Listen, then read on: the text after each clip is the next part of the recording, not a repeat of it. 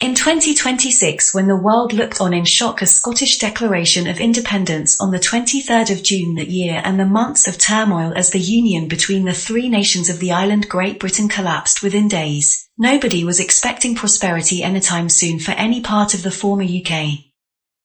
However, the Republic of Salopia, largely made up of the former English county of Shropshire, is seeing its economy grow modestly given such harsh conditions thanks to the trade facilitated by the River Severn via the Bristol Channel. The River Severn, the nation's national symbol, is the largest river on the archipelago. During the months of conflict and subsequent abandonment by London and being badly connected to the eastern part of the island, international aid was needed to find a way of getting resources into the territory. The former RAF base of Shawbury on the outskirts of the town proved a great asset for the town also.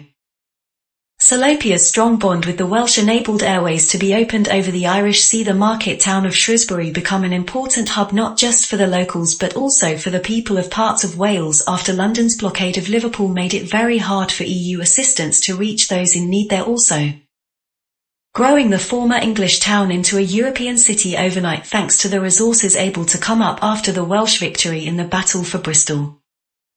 Much of the infrastructure of the area only led to London via Birmingham, so was largely useless to the Salopian people.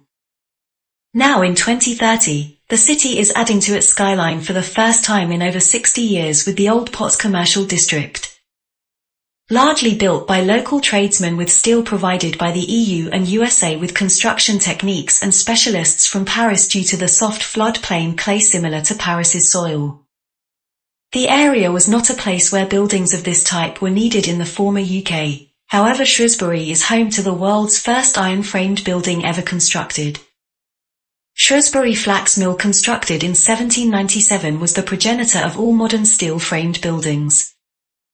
More buildings may be added to the skyline in the following year as the number of people moving to the area from England continues to grow as the English people look for a better life.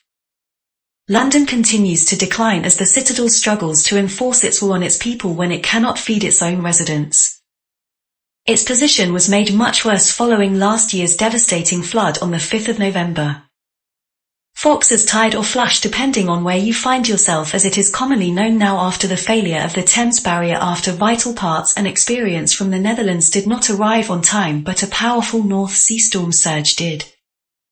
With the newly established city-states of Liverpool, Manchester and York, with London still holding everything south of the M4 to Bath and east of Oxford, Birmingham is abandoned. It is not in the middle of anything anymore. The dust may begin to settle, tensions are still high, the world looks on with wonder and concern. What will the people of these islands choose to do with the liberty of living in a country that no longer exists? Will this piece of convenience continue with a now weakened London as the common foe? The history of the British archipelago may only be beginning to get interesting. I will be reporting from Shrewsbury as the resident correspondent, keeping you informed of this newborn state's first steps into the world.